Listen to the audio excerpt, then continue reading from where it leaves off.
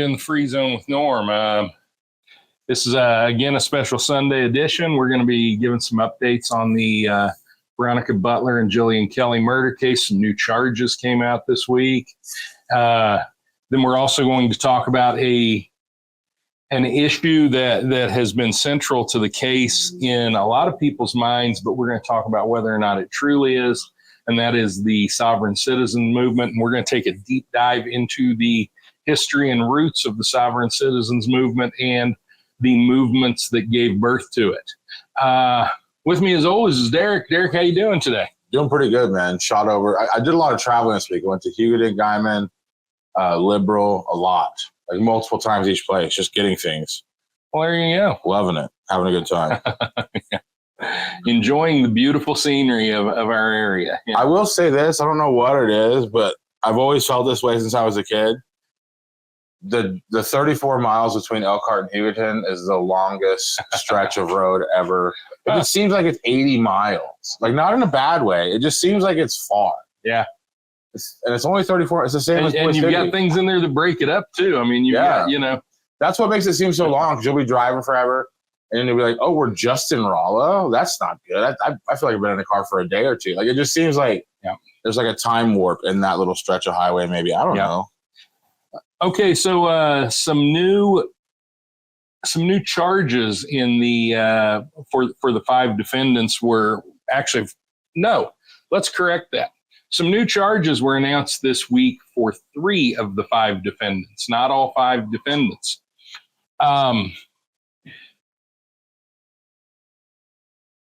Tad and Cole and Tiffany, all 3, have been charged with 2 counts of unlawful removal of a body, and all 3 have also been charged with 2 counts of desecration of a human corpse. Now, the court documents basically don't go into specifics, but they kind of outline what brought on these charges. The 2 counts of unlawful removal of a body are for moving the body, obviously, from the crime scene to the burial site. And the desecration of a human corpse also is related to that and has to do with the handling of the bodies.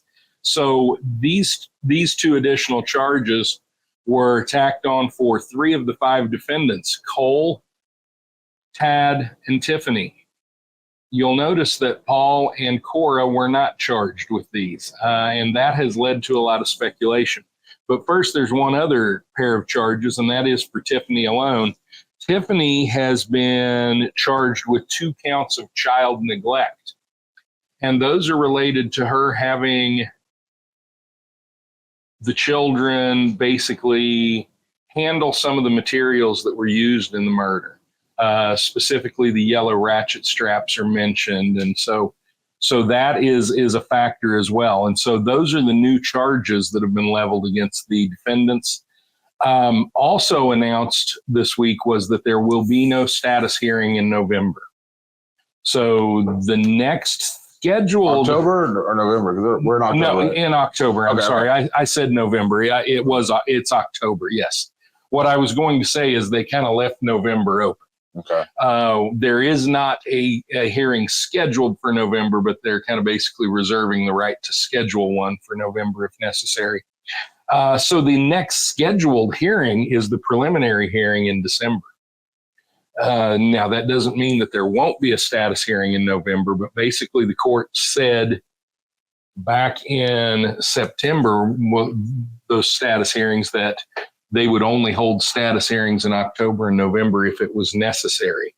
And they didn't deem it necessary when they added new charges here in October. So my guess is there's a good chance you're not going to have a status hearing in November either. Do you think that is because 2 of the 5 aren't being like, anything added? Yeah. One of them has been moved. What does this mean? What does this look like to you as like a gossipy person sitting across the street? Like, what do you read from like the moving parts? Yeah, it has led to a lot of speculation. I mean, already the speculation was out there, and let's face it, pretty much the handwriting is on the wall that Paul Grice either has turned state's evidence or is very possibly planning to do so. Mm-hmm. Nobody knows. I mean, that hasn't come out, but that is what most of the speculation has been. The fact that he didn't receive any additional charges here lends further credence to that.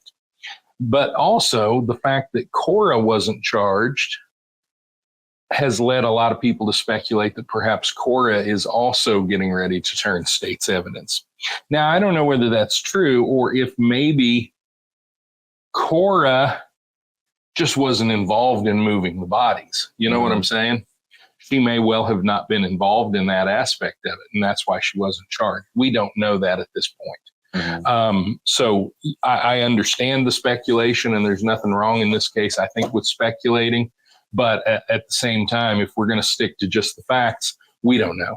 There is a good chance that, maybe Cora just wasn't involved in the moving of the bodies, and maybe that has come out in new testimony, particularly if Paul's talking to him again and giving them more information. Yeah. So, and that's what this has the appearance of. Now, whether that's true or not, again, is speculation, but it gives the appearance that maybe Paul's giving out some new information and, and that's what's going on. And then there is always this possibility. It may be that that's what the DA wants, is to give off that appearance. Okay. There is always the possibility that Paul isn't doing anything, but the DA wants to give the appearance that he is. Yeah. And maybe that will put a little scare into someone. So, again, as I always say here, I'm not a legal expert, and that's why I generally try to stick with just the facts. But some of this stuff, it does lead to some speculation, but please be aware that's all it is speculation at this point. I think one thing that should be learned by everybody from this situation, like when I go to that courtroom, when I see those people, I don't know them. Like I hung out with Tad like twice. I sold him a guitar like 20 years ago, but I didn't remember he was a person still. Nothing against him. I had forgot he exists till this happened. But my wife watches that show Survivor. And one thing that I've taught is like your alliance might be 7 deep, but every person is labeled with a number of importance. It's not spoken out loud. It's just like a thing where everybody kind of says, well, that person's. So I think that what we're learning is that you have 5 people who allegedly did this awful thing, but now we're finding out that of that team of 5, there's at least 2 that didn't feel like they felt more like part of the scenery than somebody who was a shot caller, someone who was. So to me, it's human nature. Like you're always going to have I think in all cases like this, the detectives probably start looking for the weak link immediately. The person who was probably treated the worst out of the 5, like it's like a status thing in life, like you always try to assume your value in the room. And I would always assume low, just give yourself some wiggle room. You know what I mean? And I wanted you to get to that. Do you think there will be additional charges added to Paul? It's a good question. It really is.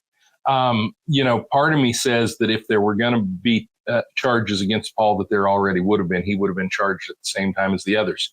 But at the same time, he wasn't arrested at the same time as the others either. And there's a reason for that. I don't know what the reason is, but there's a reason for that. Okay. And so I would not say that there won't be any more additional charges. There might be. But the fact that none have come out yet would tend to make me say, no, there probably won't be. But again, we've learned that things can be unpredictable in this case. Yeah. Now, Derek, you were talking about, having sold Tad a guitar. I got to tell you, I think I must be one of the few people in this part of the country that did not know any of these people and had never even heard of any of these people before this. Now, my wife knows. She doesn't know Paul Grice, but she knows the family. Mm-hmm. She knows his sister, I think went to school with his sister. And so, but I personally don't know any of these people, didn't know any of these people beforehand anyway. So yeah, I'm not sure here, Ruby. But my guess would be that probably there's not going to be any additionals. And I think, Biscotti, that will be telling. My guess is if Cora has truly decided to roll over on everyone else, that they probably will move her. But to the best of my knowledge, that hasn't happened yet. This is said you could have been a juror. Yeah, I'm that one. I'm that fictional person that, didn't know any of them. Yeah. And that's one of the reasons why by the way, that I don't think it would be all that impossible to find a jury out here that, I think a lot of people before this happened didn't know who these 5 people were. No. And when I say I sold a guitar, like I saw him in passing at like small towns, everybody hangs out on the side of Main Street, like in a dirt spot or something, or a parking lot. He had mentioned he wanted to learn guitar. I had one for sale. I think I met with a guy, with a group of people, like 2 or 3 times. But even then, I had no idea who this guy. I remembered the name. Tad Colum. It's just, but like I didn't think about that until this all happened. And I was like, oh wow, I remember that guitar. And it was a nice guitar that I sold the guy. Yeah, a Gene and Lester. Well, and let's face it, you weren't playing it well. That's not what I meant to say. So if he goes to prison forever, will there be an auction? Can I buy it back? Can you get your guitar back? Can I get it? That's all I want. I just want to get the Gene and Lester back, like ASAP.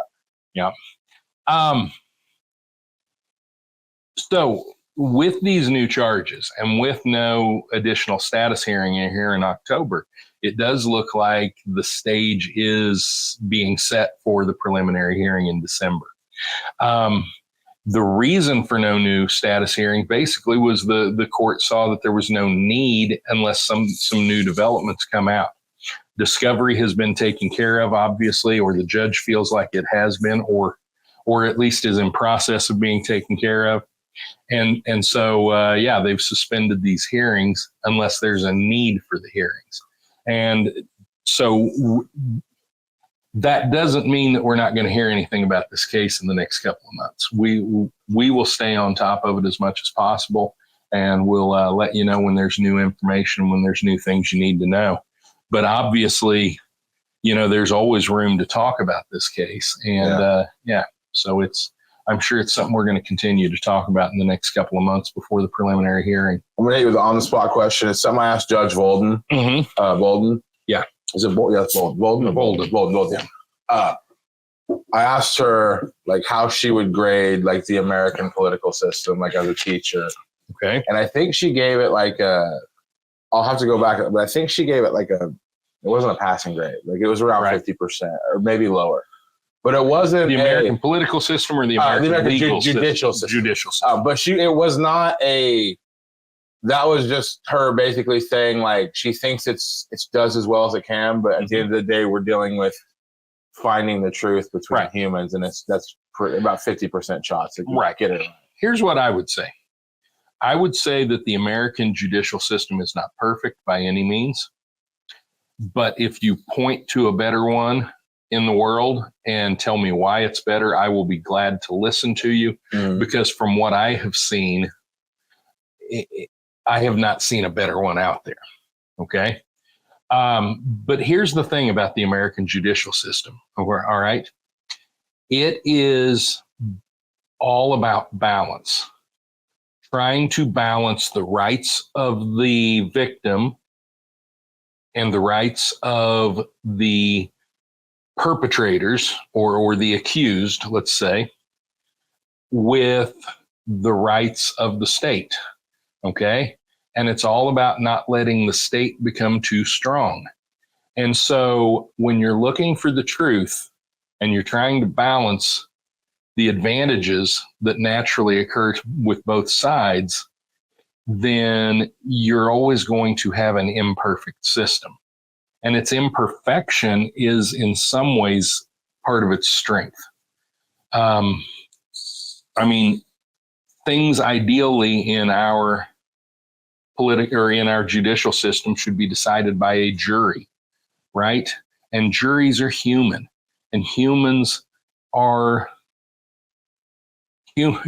subject to failure. And so, as long as you have that human element, which is the strength of our judicial system, it can also sometimes be the weakness, and you're going to get outcomes that you don't agree with or outcomes that you feel like are unjust. There's always that potential. But for the most part, the jury system does a pretty good job of adjudicating things, All right, let's take a look at this comment by Ruby Tuesday too. Has there been any media access requested, i.e. Court TV, News Nation, for preliminary coverage? Not to the best of my knowledge, but at the same time, I've got to admit that I don't know how I would know that. I don't, you know what I'm saying? In other words, I haven't seen that being reported by any of those organizations, but I don't know that that's something that the court would report itself either. Okay. And so, yeah, that's it's a great question. To the best of my knowledge, no, there hasn't been any request for coverage, but at the same time, I'm not going to pretend like I would know. And then we got CB Slingers here. I think OSBI came up with more than enough hard evidence in the short time they did to proceed. I agree. As a matter of fact, my feeling from the first was always that they've got a strong enough case that I don't really know, or I don't really think that they need somebody to roll over on everyone else.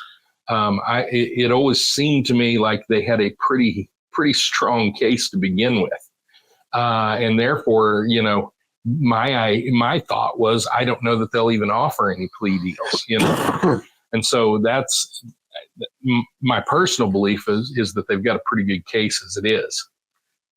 So to me, the whole judicial thing, like, I think it really depends on where you're sitting in the courtroom. Like, if you're on the side of the grieving family and you're pretty sure the people they have that's the suspect did it, like, you want it to be fast, quick, you want your results quick.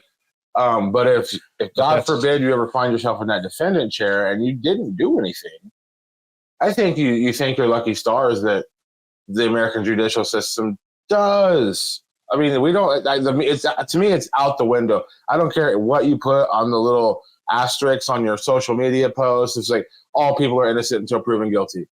Bullshit. Your news station just made these people look. Just in any case, you just made people look very guilty. And I'm glad that you put that little asterisk and you've absolved yourself of any guilt or criminal proceedings. But you are, like tampering the water and everything. So I don't know. Like that's where I'm at. I forgot what my point was.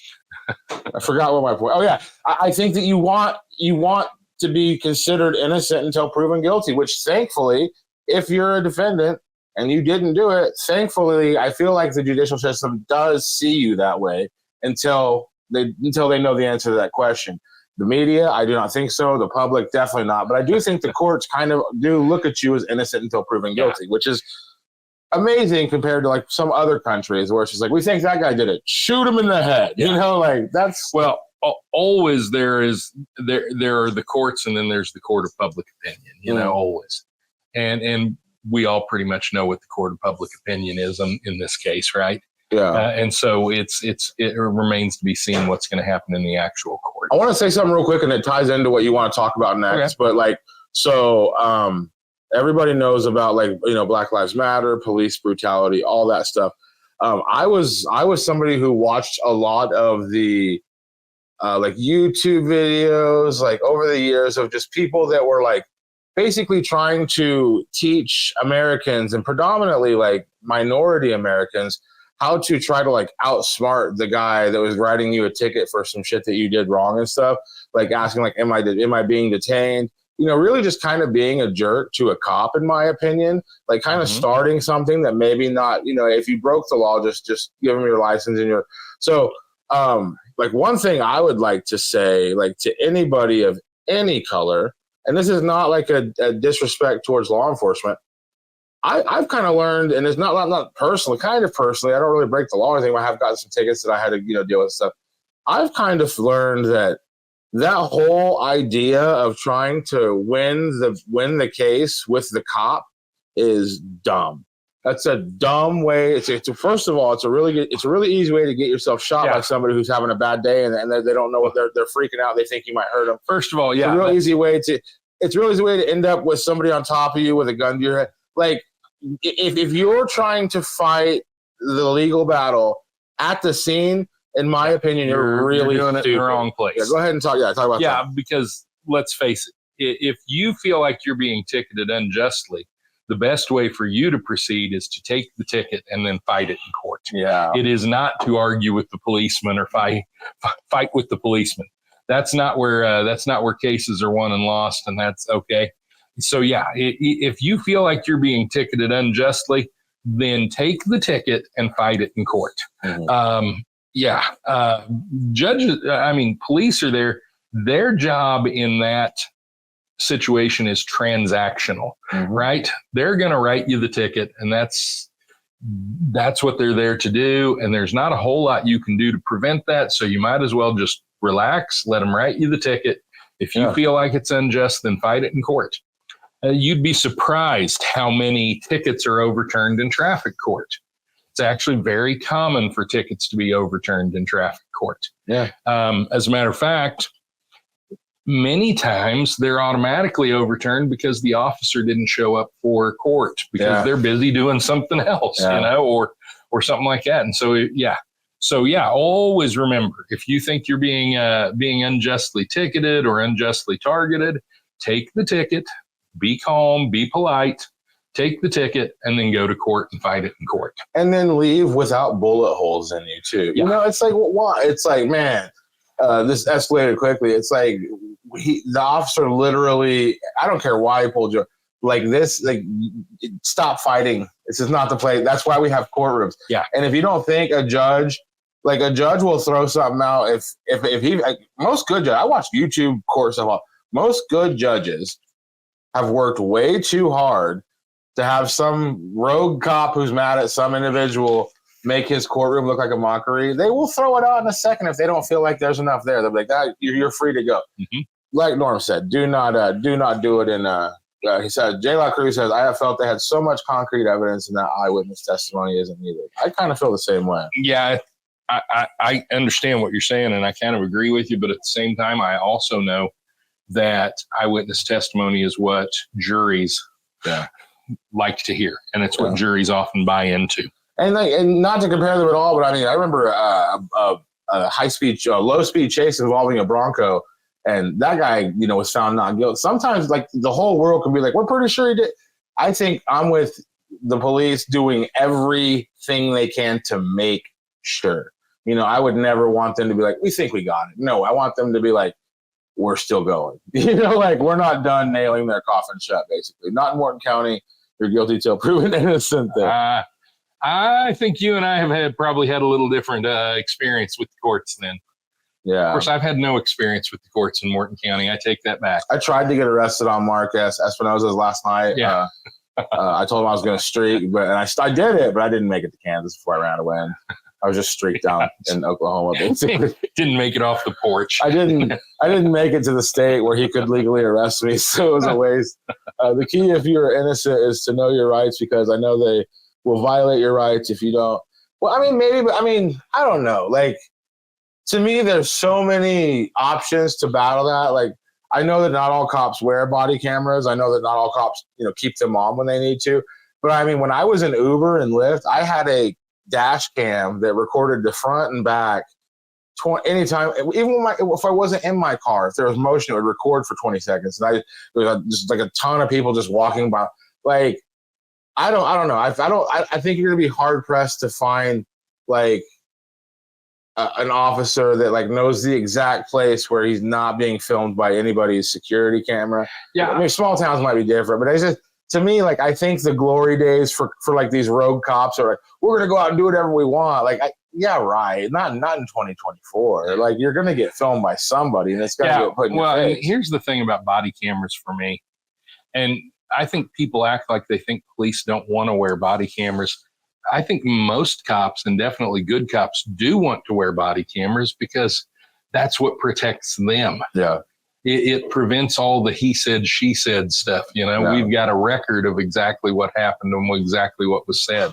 So, I think that when I start seeing see people thinking that there's resistance to police wearing body cameras, to me, and I'm not saying that there's not, but to me, there shouldn't be, because good cops should want to wear a body camera. Yeah. Okay. I'll let you. I think that's depending on your social status. Well, and research shows that in our judicial system, that is one of the problems in our judicial system, is that not just depending on social status, financial status, although that's a big part of it, but also race. My kid plays. Yeah, absolutely. but also race plays a big factor in our judicial system. And so, there are certainly things that influence, which should not, that unfairly influence things in our judicial system. And social status is certainly one of them. It's harder for a poor person to defend themselves. They don't have the same access to quality, to quality defense. Or even if they do have good defense attorneys, like I think the 5 of these do, they don't necessarily always have the resources, because basically they're, in this case, they've had to file paperwork in the state of Oklahoma, 4 of the 5, saying that they are indigent, that they are incapable of taking care of or paying for anything themselves, and therefore the state of Oklahoma has to pay for their defense. And so I'm sure that there are, I know the state of Oklahoma, and I know the state of Oklahoma isn't paying for certain things, So, I'm sure that does play a factor. I don't know shit about, but whenever I go to that courtroom, I have a respect for all of the defense attorneys. Like, again, none of them look stupid. You know what I mean? Like, I'll just say that. None of them look, I don't want to get in a debate with any of them. You know what I mean? Like, they all look, and again, they're all there kind of for free, but not for free, the government. But like, they're working, what is that called? See, finally we have an admission right there. So they were right in assuming you were guilty. But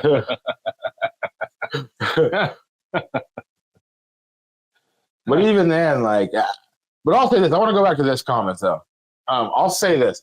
Like, I've talked to some people about like my stepdad and stuff. Like, they're like, your little brother caused some trouble, and I felt like he got some grace because of who your stepdad is.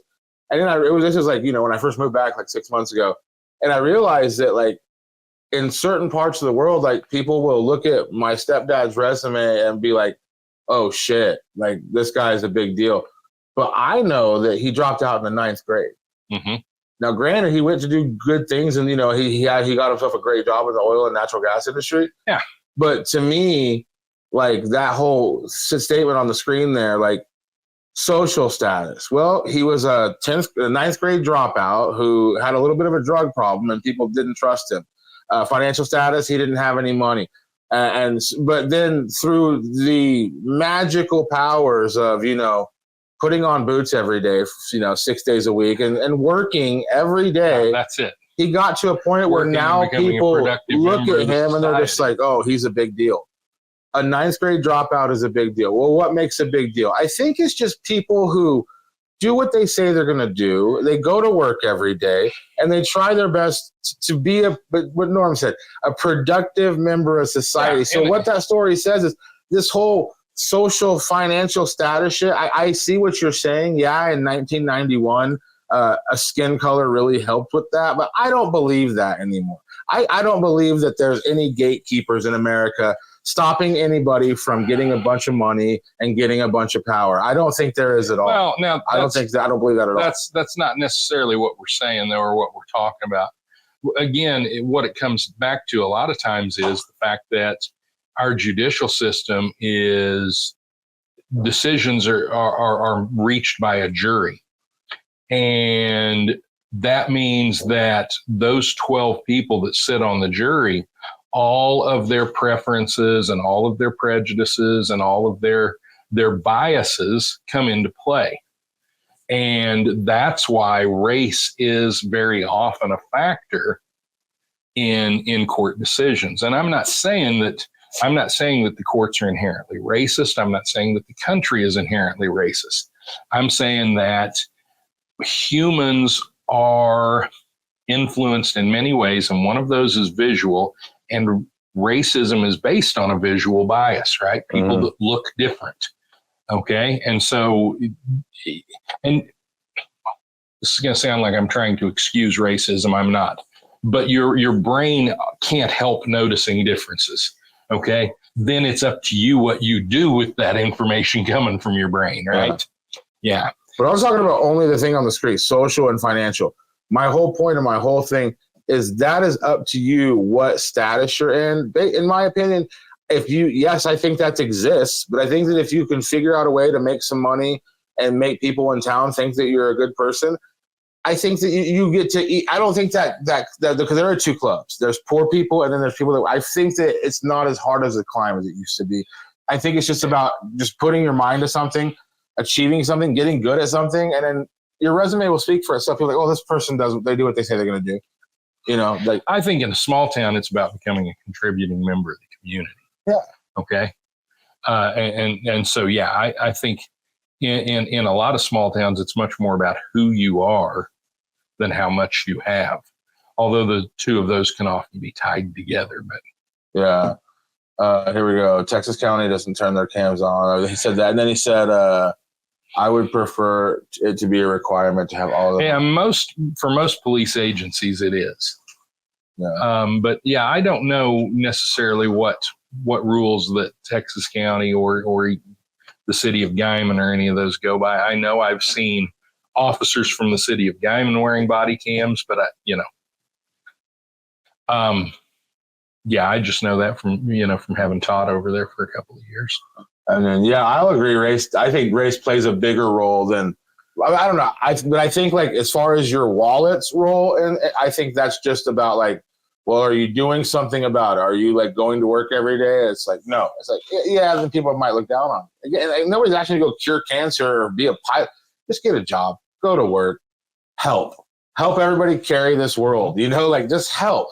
That I think that'll get you a lot more social credit than you think. Education label says nothing. Some rise above and change it. Preconceived notions due to a financial gain through hard work. Yeah, sure. Well, here's the thing. Okay. In this country, you can say that we're all born at certain levels, and we are. But this country was founded on the belief that you can always overcome your birth. Okay. And I think that's kind of what Derek's talking about, is that, especially within a community, you may be born one way, but you don't necessarily have to stay that way all your life. By being a contributing member of the community, you can raise your status in the community and all that kind of stuff. And that's all true. Mm-hmm. But yeah, that's, again, we're getting far afield from from where we were originally. Well, no, I think it's perfect, because I think what we're describing a social credit in a small town like this, which kind of leans into like the whole idea of Posse Comitatus, like the version that I first approached you with, because I didn't know what it mm-hmm. meant. Right. To me, what I thought Posse Comitatus was essentially just like an area like such, like here being like, like nothing against police, but we know each other, we respect each other, and we will law each other. Like basically we will handle it ourselves. We will police ourselves. Right. Which I think most people do, because even now it's like, well, are you going to call the cops? Like most people will ask, your house gets robbed, are you going to call the cops? Like still to this day, every average American, like you have to have that decision. Am I going to involve the police, or am I just going to take the L? But yeah, that's a good segue, because like here, I believe the whole social credit system kind of works the same way the actual credit system works. So, go ahead. Yeah. So basically, when this case first came along, and when the first arrests were made, immediately people began to talk a lot about the beliefs of the 5 defendants and what they might be, and the term sovereign citizen came up a lot. And I kind of came on a couple of times and explained to people what a sovereign citizen was, where the term came from, what some of their beliefs were. But what I didn't do, that I always had kind of wanted to do and haven't done until just recently, is take a deep dive into the origins of the sovereign citizen movement. I mentioned the Posse Comitatus because I knew that their beliefs were very similar to the Posse Comitatus that was big in this area in the late 70s and early 80s. But what I didn't know was what the origin of the Posse Comitatus was. The fact that the Posse Comitatus was tied in with the American agricultural movement, that was a new one on me, and why it was tied in and how. And so basically that's what I want to do now, is take you on a little bit of a deep dive of the sovereign citizen movement and its origins, because its origins literally are the Posse Comitatus. It evolved from the Posse Comitatus, and the Posse Comitatus was started by a man named William Potter Gale, who was also a Christian identity minister, excuse me. And for those of you that don't know what the Christian identity movement is, it is a virulently white supremacist version of Christianity. Okay. And so William Potter Gale, who we're going to talk about in just a minute, was the founder of the Posse Comitatus. And we're going to talk about how the Posse Comitatus became involved with the American agriculture movement and how they basically infiltrated and to a certain extent hijacked the American agriculture movement. We're going to talk about what happened then after William Potter Gale's death, and that is basically that the Posse Comitatus went on to evolve into two different movements, one the Aryan Nations and the other one the Sovereign Citizens movement. And then we're even going to come around and talk about who the Moorish sovereign citizens are and how people of color got into the sovereign citizen movement. And so that's kind of where we're headed. And we're going to start with William Potter Gale. William Potter Gale was the founder of the Posse Comitatus. He believed that the U.S. government is an illegitimate entity. Sounds a lot like the beliefs of the sovereign citizens right there. Well, that's because they're descended from that. The people have the right to form armed posses to oppose the federal government. And that sounds a lot like the militia movement, which is also evolved from the Posse Comitatus. Gale was violently anti-Semitic, despite the fact that his father was a Russian Jew, who, by the way, came to the United States to escape religious persecution and then married a Christian woman and raised his children Christian. Okay, so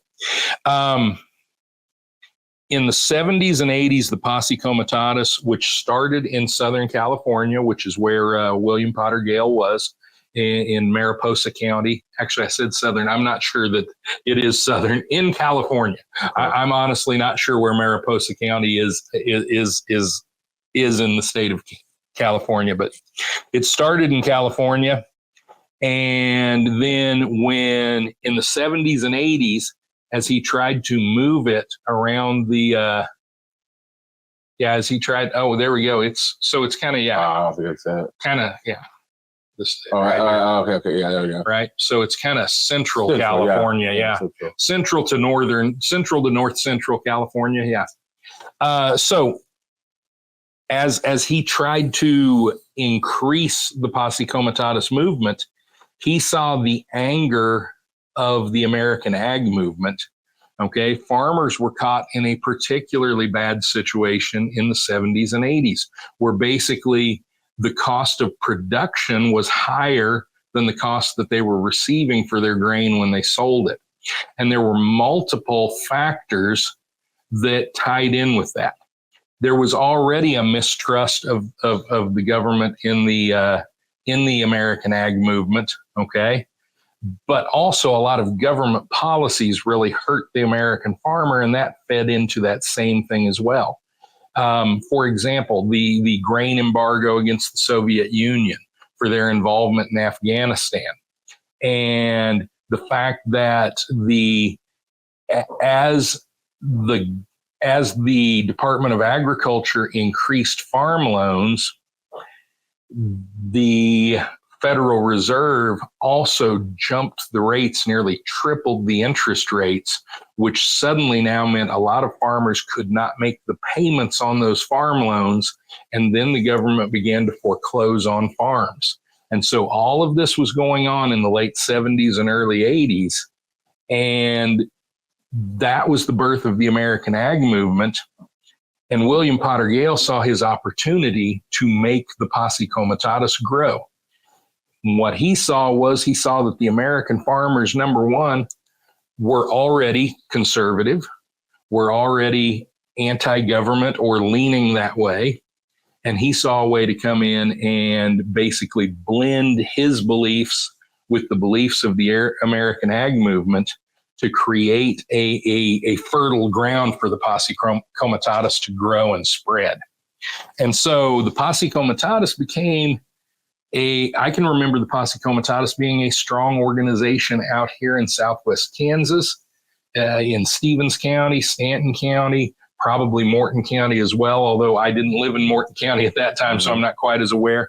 But the Posse Comitatus had chapters out here, and they were a strong presence in the early 80s. And there was a whole lot of overlap between the American Ag Movement and the Posse Comitatus out here. And both of those organizations were strong in Southeast Colorado, in Northeast New Mexico, and really in the whole 5 states area. Okay. And for those of you that aren't from this area, when we say the 5 states area, we're talking about the area where all 5 of those states kind of come together. The Texas Panhandle, the Oklahoma Panhandle, Southwest Kansas, Southeast Colorado, and Northeast New Mexico. Where those all come together, we refer to often as the 5 states area. Okay. And so the Posse Comitatus definitely got a foothold here in the 5 states area. And that foothold was often tied to the American Ag Movement. A lot of the same people were members. And so that's one of the things to remember. Now, as Gale began to kind of infiltrate the American Ag Movement, he also became a lot less, he cut down on the white supremacist rhetoric, but not a whole lot, not as much as you might think.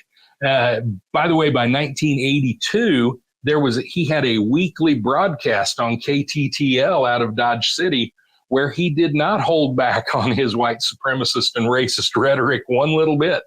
Okay. And here he was being broadcast out on an AM radio station out of Dodge City, which, if you remember the early 80s, that was mainstream radio. FM radio was niche radio. AM radio was mainstream radio. That's where the mainstream stations were. And here he was with a weekly broadcast on KTTL out of Dodge City. So it would be wrong of us to bury our heads in the sand and say this didn't happen out here, because it did happen out here. Okay. Now, William Gale died in 88. And when he died, Richard Gert Butler is who took over. And Richard Butler, many people will recognize, if you've delved into white national movements at all, you'll recognize Richard Butler as one of the founders of the Aryan nations. Okay. Now, here's the thing. All of these people are tied in together. And oddly enough, through a guy named Timothy McVeigh, almost all of them are tied into the Oklahoma City bombings as well. Okay. Waco and the Branch Davidians, Timothy McVeigh, the Aryan nations, the Posse Comitatus, sovereign citizens, all of them are tied into the Oklahoma City bombing as well. Terry Nichols was a follower of the sovereign citizen movement. So was Timothy McVeigh. Their beliefs came to them from both Gale and Butler, because Timothy McVeigh spent a lot of time in Idaho with the Aryan nations in their headquarters in Idaho. And so, and by the way, they also are all tied into a group called the National Alliance, which was led by William Pierce, who was the author of the Turner Diaries. That if you know anything about white national groups, you've heard of that book before, because it was not a particularly good novel, but for some reason was a huge inspiration for a whole lot of violent extremists that came along later. All right, so we've talked about who William Potter Gale is. I suppose then the next thing would be to talk about the sovereign citizen movement itself. Then we can come back, if we have time, and tie in Waco and Ruby Ridge and Timothy McVeigh and the Oklahoma City bombing and all that kind of stuff. So one of the direct descendants then of the Posse Comitatus was the sovereign citizen movement. Okay. When Richard Butler took over, he aimed his efforts more into the white supremacist realms and a little less into the anti-government realms, although still virulently anti-government. And that's where the strengthening of the Aryan nations came from. But there were other people that had already been high-ranking people in the Posse Comitatus that saw a chance for a little bit of capitalism. They saw a way to make a buck. And so these people began to promote the idea that if you didn't like the government, if you felt like the government was illegitimate, that you could become a sovereign citizen and declare yourself no longer a citizen of the United States and therefore beyond its laws.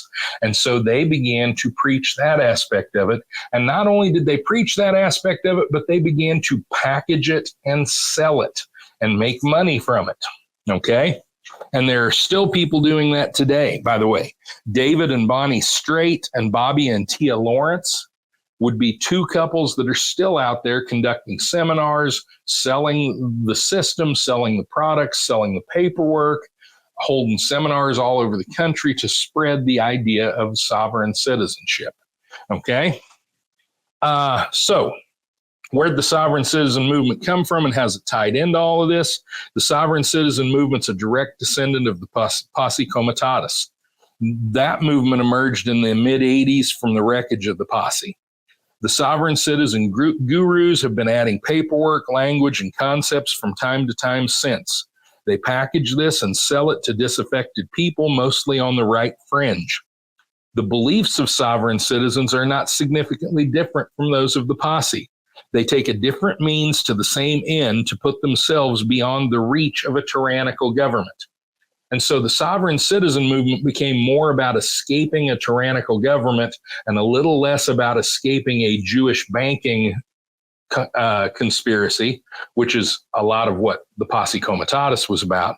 But they're still essentially, just like the Posse Comitatus, an anti-government and anti-tax movement.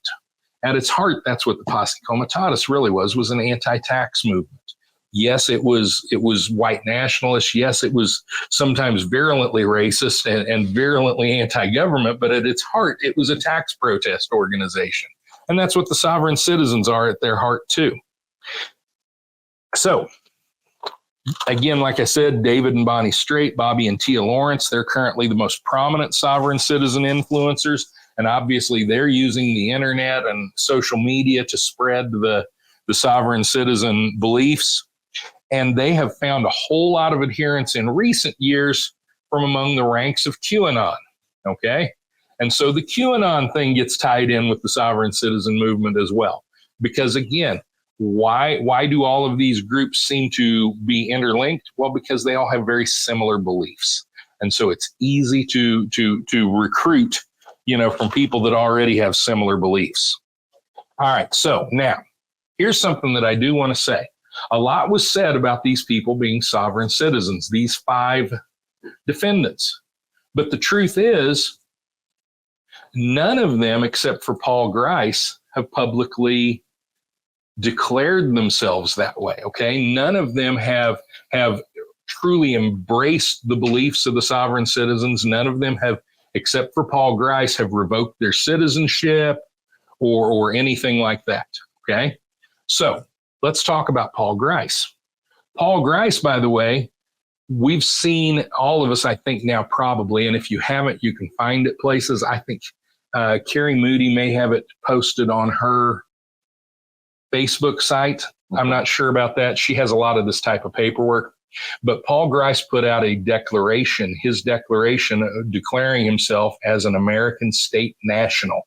Now, the American state national is a new type of sovereign citizen created by the same people, just different paperwork because, oh, hey, the courts are starting to get onto our sovereign citizen thing, so we need to evolve it. And the American state national was the next evolution of that. And so what Paul Grice did was he wrote and by the way, it's kind of a form letter. It came from, paperwork from these seminars again, but he basically filed with the courts a lengthy letter in which he renounced his citizenship, declared himself an American state national, okay? And also important to him, obviously, was declared ownership of his children, okay? And that was an important concept as well for the American state nationals. Children are property that you own, okay? And so that was the other thing that struck a lot of people about what he declared. So here's what I'm going to say about American state nationals. Obviously, they're one of the latest evolutions of the sovereign citizen movement. They specifically claim not to be sovereign citizens, but they have exactly the same beliefs, goals, and basic tactics as the sovereign citizens. Okay? So this is the same thing basically with different paperwork. Paul Grice declared himself an American state national, and we already talked about it. It was kind of a rambling piece of pre-formatted paperwork in which he renounced his U.S. citizenship, declared his children his personal property, and pronounced himself free from the authority of the U.S. government. Christian identity was tied in there. Language, whether Paul Grice realized it or not, he probably did, but Christian identity language was tied in there too, when he basically said that the only authority he recognized was the authority of God. Okay. And that a lot of that language comes from the Christian identity movement. So most of the founders of the sovereign citizen movement were adherents also of the Christian identity movement. And we've already talked about basically what the Christian identity movement was. So if all of the roots of all of this are white nationalist, where do the Moorish sovereign citizens come from? And I know a lot of you are saying, Moorish sovereign citizens, who's that? Derek, have you heard of the Moorish sovereign citizens? You just mentioned it. Okay. So if you go to TikTok and you or something like that, any social media thing, and you kind of search for sovereign citizen videos, you'll notice that you'll start seeing people of color that are sovereign citizens. And they use a lot of the same language that the sovereign citizens use, but they always talk about being Moorish or being citizens of Morocco. Okay. And they link their autonomy from the United States government to a treaty that the United States government signed with Morocco in the 1700s. Okay, those are the Moorish sovereign citizens. Moors meaning citizens of Morocco. Okay, and usually they call themselves ambassadors or embassies or something like that. Well, basically what happened was, even though the sovereign citizens movement is tied in with white nationalism, a lot of people of color still hold those same anti-government beliefs that the white nationalists did. They may not hold the same racial beliefs as the white nationalists, but they hold the same anti-government beliefs as the white nationalists. And they were swayed by this idea that if you don't agree with the government, you can declare yourself independent of the government. And so they used basically a lot of the language of the sovereign citizen movement, a lot of the same paperwork, but then somebody, and actually I can tell you who it was a religious group called the Moorish Science Temple, and their followers, again, were instrumental in this. So again, you've got that religious tie-in.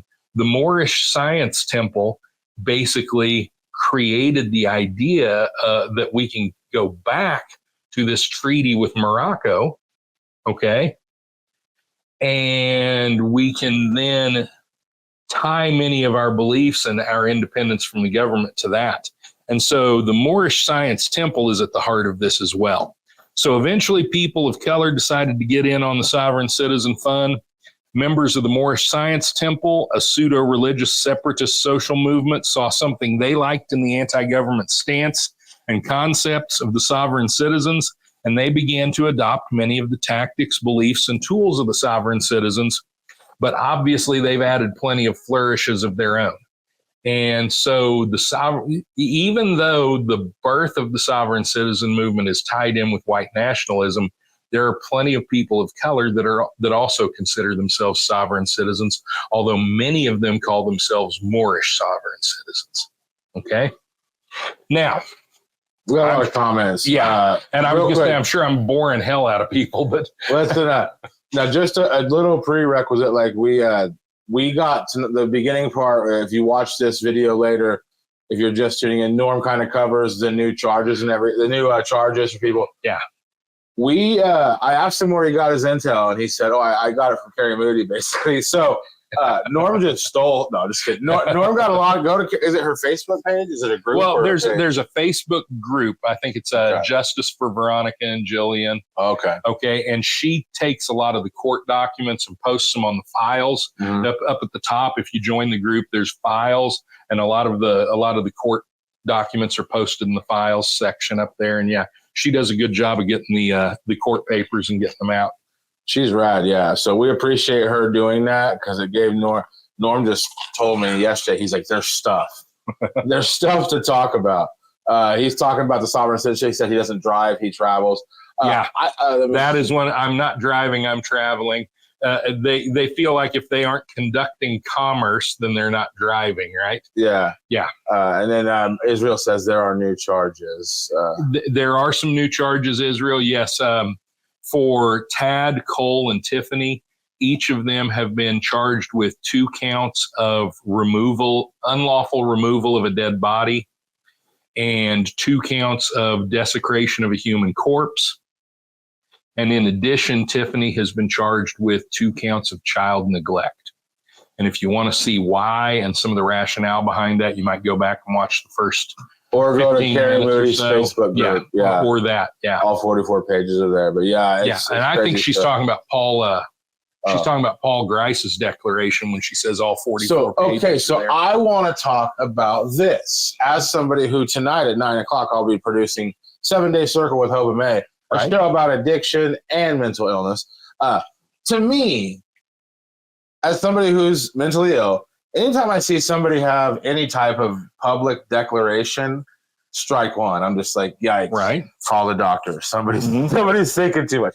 Right. And then the longer it is, 42, like I've seen the movie Waco, and I even wrote a lyric about that where his hands all messed up and he's just screaming into the abyss, and he's having one of the ladies try to type as fast as she can to. Right. I don't know if it might have been God speaking through him. More than likely, it was just a really heavy dose of manufactured mania. Yeah. But either way, anytime I see somebody come out and just be like, hey, here's 42 pages of how I feel about any topic, I'm just like, all of their loved ones, are they okay? Have they been acting weird? Do they think like, do they feel like they're corresponding with people that they say Obama and stuff? I'll guarantee you he didn't sit down and type this out. This came from a seminar. He just filled in the blanks, okay? Okay. I mean, they go to seminars and right, Tad and Tiffany and Cole and Cora, and I'm sure Paul Grice as well. Yeah. I know from people that know them that they went to one of these seminars. I think it was down in New Mexico, one of these sovereign citizen seminars. And that's where this paperwork likely came from. Okay. Yeah. They sell it at the seminars, and they also disseminate it through emails and things like that, and so yeah, it's a kind of a network, So Carrie says you're not boring her. I fell asleep twice. Yeah. But listen, I want to know this, like, and we can go, we can go longer than an hour. I don't care. I don't have anywhere to till 9. Here's my thing though. They all have a lot in common. All these groups, they do. What do they actually want? Like, what do you feel like is their actual demand? They want to be left alone. Okay. In what capacity? And I'm going to say, okay, please understand, I am not espousing the beliefs of any of these groups, but I'm going to tell you that I'm alike in that. That's what I want from the government, is to be left alone. I want the government to do their job, and their job is to wage war and build infrastructure, and then leave me alone the rest of the time. Okay. Now, I don't carry that nearly as far as these people do. I don't hold a whole lot of the beliefs that they do. But if you really want to boil their beliefs down, that's what they want. They want to be left alone. And you could tie this into the whole Make America Great movement too. They want to return to a simpler time. But the problem is, and this is the problem with the whole Make America Great Again movement, is when was that simpler time? Okay? I'm not saying that America was never great like some idiots say. What I'm saying is you and I and those guys over there and those guys over there, we don't agree on when America was great. Okay? I'll have one version of it. They'll have another version of it. They'll have another version of it. Okay. So when we talk about making America great again, that's the problem is we don't all have the same belief as to when America was actually great or when the last time was that America was great. Okay. Some people think it was the 40s or 50s. You know, some people think it was the 70s or 80s. Everybody's beliefs are a little different. Okay. And so that's the thing that to me is always when somebody says make America great again, one of the things I always want to ask them is when was America great? What is it that you want? You know, because they all have different beliefs, and that's okay. It's okay for all of us to have different beliefs. All right. But that's one of those things that, you know, I just thought of this because I'm a genius. You know that phrase, God is good all the time? Yeah, we'll hit that in just a second. But you know the phrase, God is good all the time? Yeah. Okay. If you're, again, it depends on where you're standing in the room and how close you are to the tragedy happening. If you see, but at the end of the day, it always exists. No matter what happened at the end of the day, God is good all the time. I'll say this, and I truly believe this, as a half Mexican, half white person living in America, I think America is great all the time, considering the alternative. Yeah. I think America is always a great place. If you're in America, even if you're jobless, penniless, and you have no idea where your next meal's coming up, you're better off than if you'd have dropped off somewhere else. I agree with you 100%. That's one thing I would say is when I hear make America great again, to me, it never stopped being great. Okay. But I know what they're talking. What Donald Trump's movement, Make America Great Again, and even really some of these movements, what they tap into is that nostalgic sense of belonging to something bigger. Yeah. Right. And that's what Make America Great is really all about, is that nostalgic sense of belonging to something big and important. Yeah. But we don't all agree on what that big important thing is, to be honest with you. Look at that. Israel says, for real, we are bordered by Canada and Mexico and oceans. We are blessed. For real, though, like I get how people care about politics enough to fight and bicker. And as long as it's just like bickering and protesting, I really don't care. I hope nobody's like hurting or maiming people over this stuff. But like at the end of the day, like for me, just waking up in this country, no matter who's running it, I'm just like, yeah, that's good. We'll get to a comment here real quick. Yeah, I want to address this comment because, all right, so she's saying, is that considered normal out there for a certain subset of the population? Yes, it is. As we know, the Cooks also did the same thing, or is it as crazy as I think it is? All right, here's the thing. People out here have always been rugged individualists, and this is true of most rural parts of the country. Okay, it's not just here. But you also have to understand that this is one of the most empty parts of the country.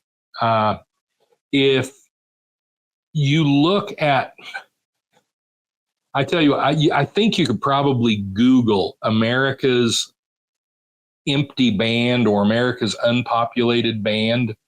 And what you'll find is for about 150 to 200 miles east of the Rockies, that would be the area of the country that's in the rain shadow of the Rockies. And it extends from Canada clear down to Mexico. And that includes this part of the world, right? Western Kansas, eastern Colorado, the Oklahoma and Texas panhandles, especially the western halves of those, eastern, southeastern Colorado, eastern New Mexico. All of that is part of the least populated band of country in this nation. Okay.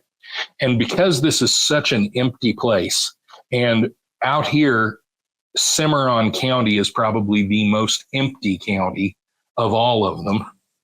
I'm not entirely sure that that's true, but I think it probably is, unless it's maybe either now, because I think Union County in New Mexico has enough of a major town in it. Quay County definitely does. So I think Cimarron County might be the least populated per square mile of all the counties out here. Morton County is pretty sparsely populated too. Okay. But yeah, you're talking about some very, very sparsely populated counties. You're talking about a very empty part of the country. And that has bred a sort of independence and a sort of rugged individualism in the people out here. And so, yeah, this idea of I just want to be left alone, I think that's always been a part of the character and the culture of this part of the country. I think that that's what brought people out here. Not everyone, obviously, but many people, that's what brought them out here. You know, my ancestors came here to the Oklahoma Panhandle. That's where my ancestors are from. I've lived in Kansas all my life, but my ancestors came out here to the Oklahoma Panhandle in a covered wagon.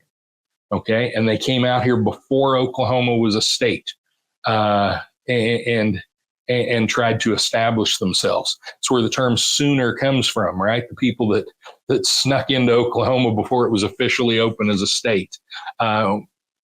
So that's what brought them out here, I think, you know?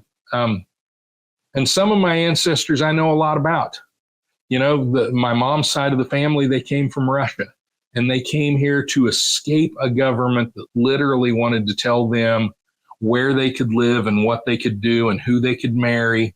And they came here to be left alone and to farm, right? Yeah.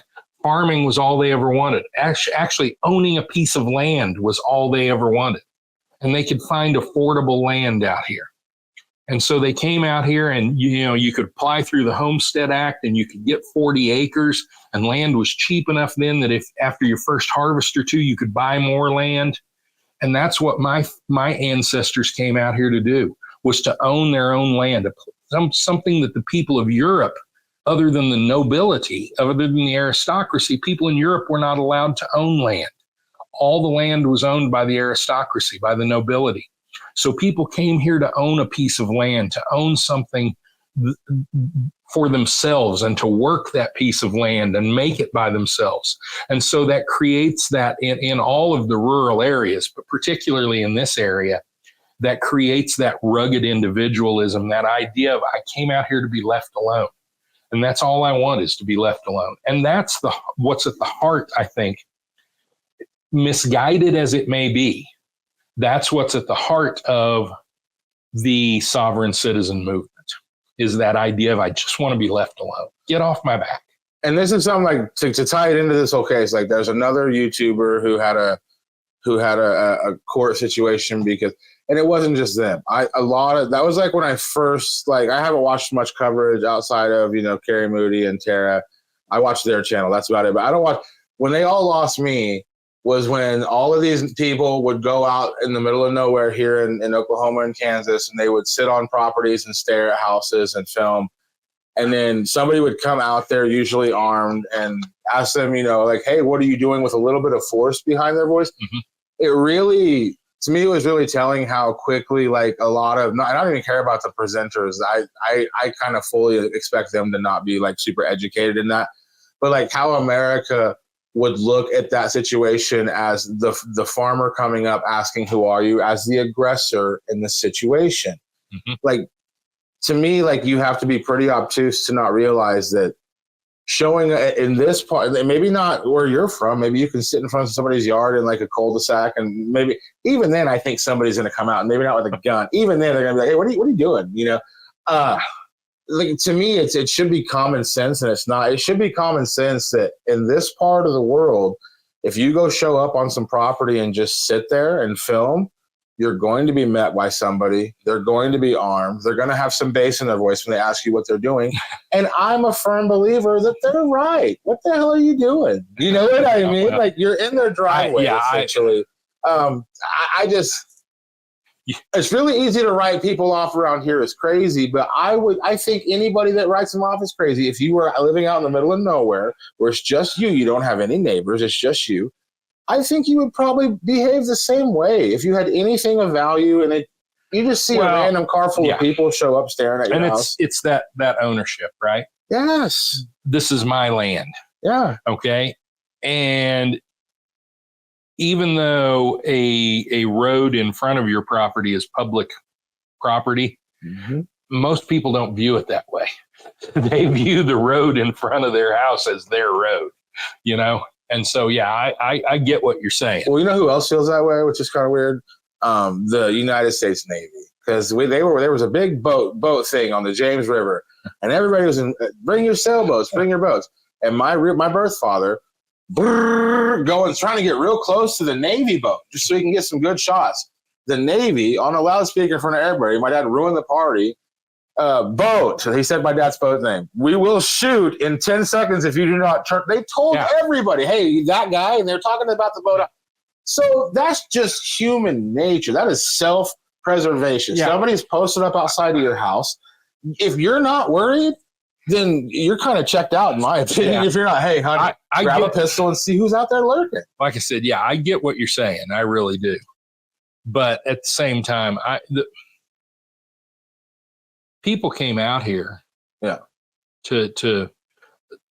people came out here to look for a couple of women who they thought were missing. And for one reason or another, probably because they didn't really feel like they could, law enforcement didn't communicate to them probably that we're not looking for this women because we know that they're deceased. Yeah. Okay. I'm going to tell you, and this is one of those things that I've never said, and I don't know whether I should or not, but I'm going to.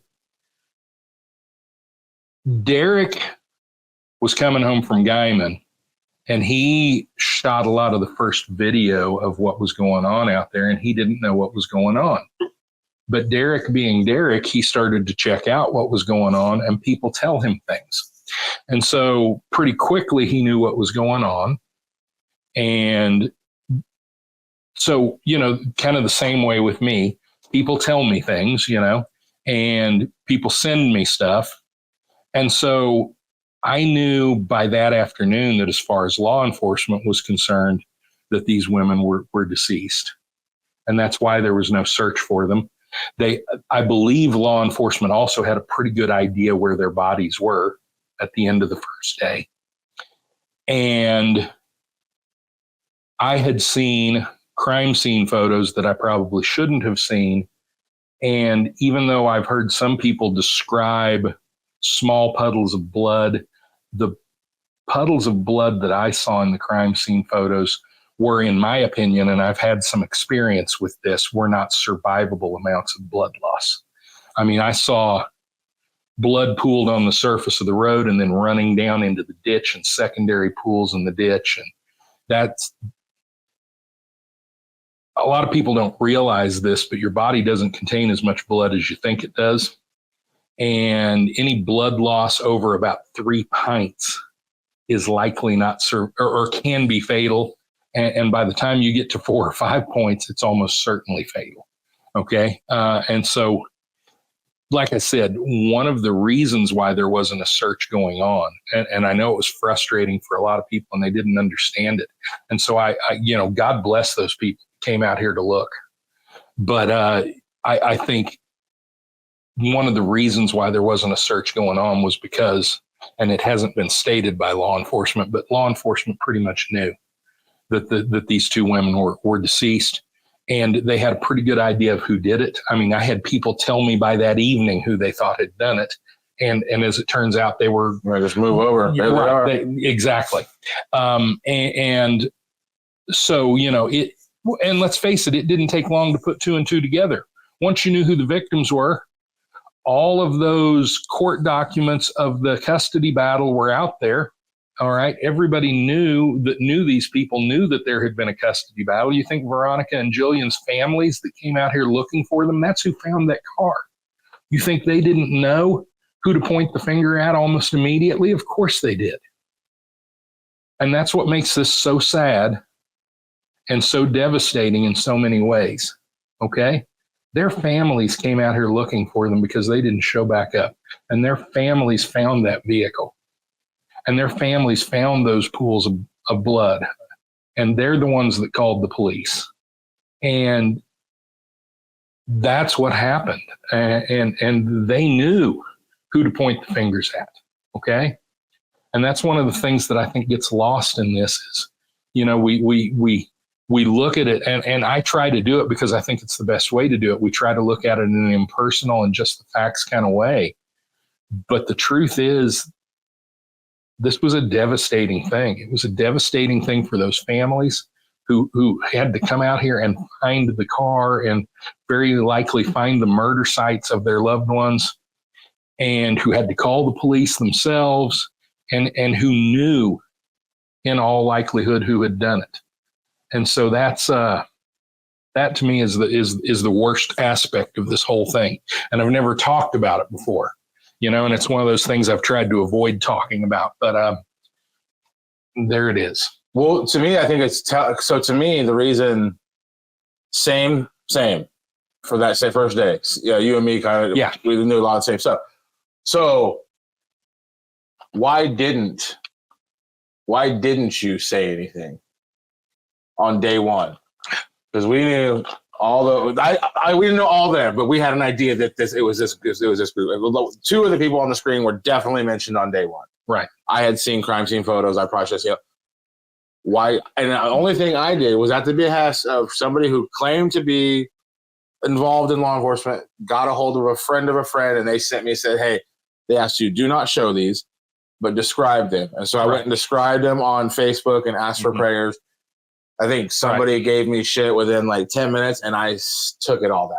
Yeah. Like I took it all. Like, why didn't you? Wow. And is that even integrity? Is it more? Well, decency? I didn't. I've never talked about it before now because my input was not required. It's not a necessary part of this, right? Mm-hmm. It doesn't matter that I knew that stuff, and so I never talked about it because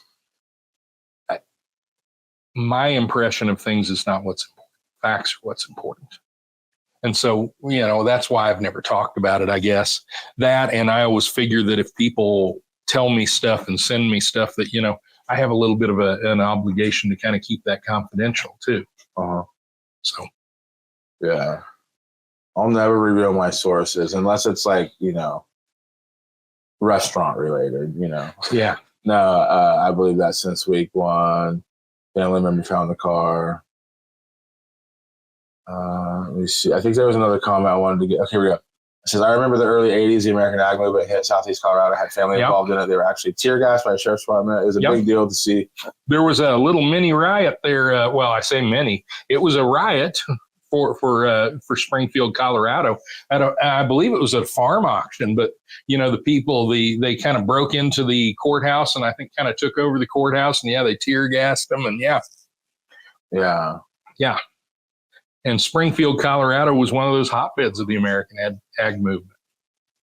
And see, look at this comment. You're absolutely correct. And I think that was in reference of everything I've ever said publicly. Yeah, I'm sure that's what you're saying.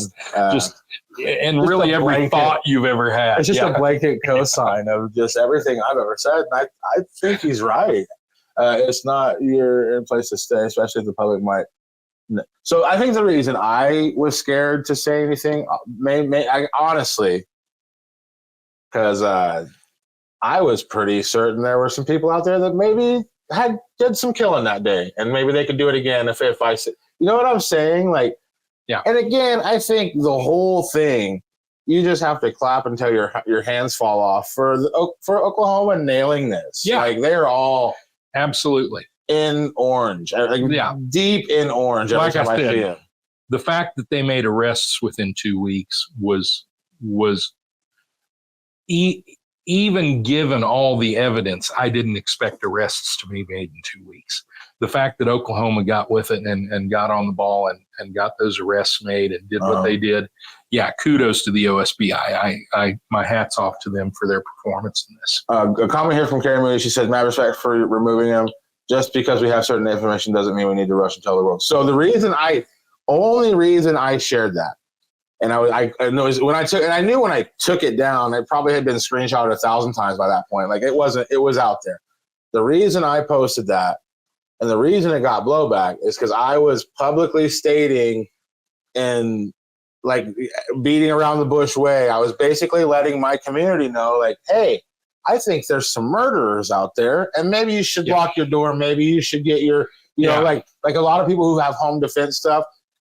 10 years goes by, it's in a safe somewhere, another room. They're like, I have home defense. I need to remember that password. Like, I was letting my neighbors know, hey, might want to keep one in the chamber. I think we got some. But yeah, like I took it down immediately but that was really the only reason I described that crime scene photo is because I was kind of worried about the community and also people who had told me they had drove by and saw things and they were worried that maybe they saw seeing things earlier. Yeah. I was just letting everybody know, hey, lock the door and maybe get your gun out if you're one of those type of people. Didn't Paul say in a briefing he assisted Tad in moving and burying the bodies? You would think if he got those charges too. How does Paul being in another county now affect filing? You could take that. Yeah, I don't think Paul has ever said that in any court documents that I've seen. I could be wrong, but not any that I can remember off the top of my head. I think that that was always the natural assumption is that he was probably, he was definitely involved in the murder itself. So it's a natural assumption that he was involved in removing the bodies as well. But at the same time, I don't know that I've actually seen in a court document anywhere that he was. Yeah. So I'm not saying you're wrong, Patrick. I'm saying I don't remember that off the top of my head. Karen's saying OSPI did an amazing job. 100%. I loved it. I was, earlier I didn't finish it. I was saying that I think all the attorneys in the room are very smart people, but I'm telling you, man, like I'm not somebody who typically breaks the law, but every time those prosecutors come into the room, like it freaks me out, man. I'm just like, and I don't know, because it's just, one of them's like 7'9" or so. No, he's just a really tall dude. But like, it's just like there's power. They can take your life away, bro, and they want to. Like, they're not coming out and saying it, but they've never flat out, any of the ones that I've gone to, that none of those prosecutors have ever come out and said, like, look, guys, calm down. We're not going to try to kill you or anything. They've never said that. Like, it's still in the air. So, like, to me, I just see 3 dudes, and I'm just like, these dudes, like, I think they're all nice, sane, successful people. But they kind of want to kill some people. You know what I mean? Like, in a sense, like, they might not, but they might choose to. How many human beings have that power to say, hey, we want to try to convince the state to remove you from this planet? That's crazy amounts of power to me. Okay, so you're talking about the district attorney? Is that the prosecutor? Okay, yeah. Okay, there we go. Yeah, yeah. I thought I'd lost something. No. I'm talking about like okay. They don't come out and say it, but they might go for the death penalty. And to me, it's really easy for Americans to use language to remove. But what's happening is you have 3 dudes that are like, Your Honor, we might want to kill him, which is just gangster to me. It's a lot of power. But yeah, yeah. Okay, so we've kind of run out of time tonight, but sometime here, maybe Tuesday, we'll kind of come back to this idea of the sovereign citizens, and I'll tie, if you want me to, I'll tie Timothy McVeigh and, well, actually Ruby Ridge and Randy Weaver and Timothy McVeigh and the Branch Davidians. Believe it or not, Timothy McVeigh spent time at Mount Carmel with the Branch Davidians. And we'll tie all of this into the Oklahoma City bombing because it was an important event in all of this that leads to the sovereign citizen movement and everything like that. And so we can still tie all that stuff together at another time if you guys want me to. Yeah. But yeah. He's Patrick saying that it was in the yeah, and like I said, I'm not saying it doesn't exist. I'm just saying I don't remember it off the top of my head, so I would have to go back and look. Patrick, you may well be right. It would be a logical assumption. I just could not tell you authoritatively that he had said that. Yeah, as a matter of fact, it's not like there's 500,000 people in the entire 5-state area almost. Even if you throw Amarillo's population in there, I'm not sure there's 500,000 people. Yeah. All right. Yeah. Thank you. 50. It says, oh, yeah, we were on Facebook too, I think. Yeah. We got people watching over on Elkhart the Movie. Yeah. 63 people watching on YouTube. Yeah. Well, now, nice. See, that's an accurate portrayal of how many people live in this area. We got the whole town here right now. Mayor Leo, how are you? Guys, by the way, thanks so much for being with us. like I said, I hope I didn't bore you to death there talking about the sovereign citizen movement. And if you want me to, let us know, and I'll continue with this, and we'll tie it all into the Oklahoma City bombing and then what happened after that. Okay. And so, yeah, we can talk about that stuff Tuesday if you want us to. And we'll always be looking for updates on the situation with the trial and everything else like that. Everybody follow this page, Carrie Moody's YouTube page. She's doing a great job. She gave us all the information we pulled from tonight, as far as the updates. So follow Carrie Moody. She's doing great work over there. Absolutely. Yeah. And yeah, there are a lot of people that have done a great job in getting information out on this case. Yeah, absolutely. Follow those people, listen to them. And we'll be here to help you get your fix occasionally when you need it here. Okay. So thank you very much for being with us. We'll see you again Tuesday evening at 8 o'clock. 8 o'clock. And then Hope and May will be live on the channel you're watching right now at 9 o'clock. Yeah, Hope and May will be right here on Derek Evan Relaford's YouTube channel. Yeah, at 9. And they have a great show. It's always a show about mental health and about being a part of a community. And so, yeah, they do a great show and do great things. My wife, Mrs. Norm, is a big fan. She always watches and often comments. I think she can kind of ease up on the whole. It's way better than this show. She didn't need to say it more than 6 or 7 times.